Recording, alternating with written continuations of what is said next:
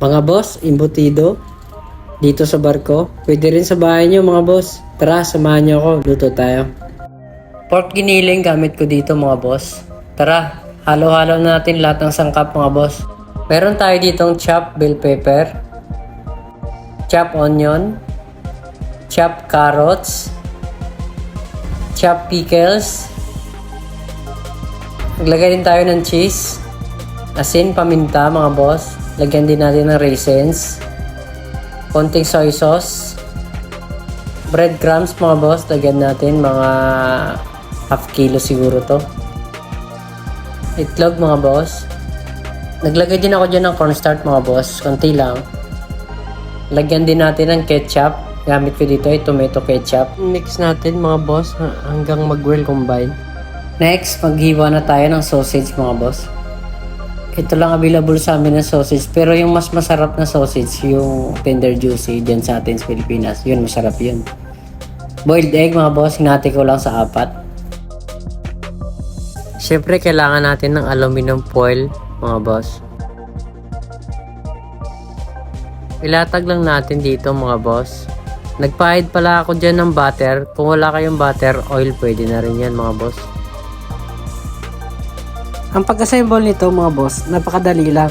Yan, tingnan nyo lang ginagawa ko, napakadali. Try nyo to sa bahay nyo mga boss. Pwede to sa mga okasyon, birthday, kung ano-ano pang mga okasyon dyan boss. Siya nga pala mga boss, yung exact recipe nito, ilagay ko na sa comment section ha. Approve. Yan, pag na-roll nyo na mga boss, yan, pihitin nyo lang yung magkabilang dulo. Yan, siksik nyo lang konti. Then, press nyo lang. Yan, okay na. Tingnan nyo mabuti. Madali lang, di ba? Alam nyo ba, boss? Diyan sa Pilipinas, hindi to na mawawala sa mga handaan.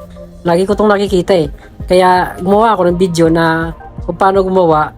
At least yung iba na hindi marunong, may idea, di ba? Tara, boss, salang na natin to. Nagpakulo na ako dyan, mga boss, ng mainit na tubig sa steamer natin. Lagay na natin sa steamer natin mga boss. Hinaan nyo lang yung apoy mga boss. Yung medium heat lang mga boss. Takpan natin mga boss. Then, magantay lang tayo ng 1 oras mga boss. After 1 hour mga boss, hanguin na natin mga boss. Then, palamigin lang natin konti.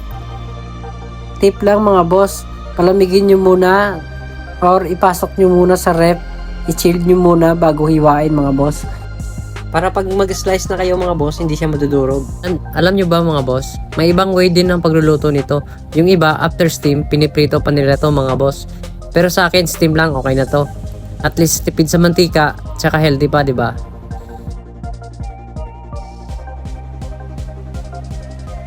Tara boss, tapusin na natin to.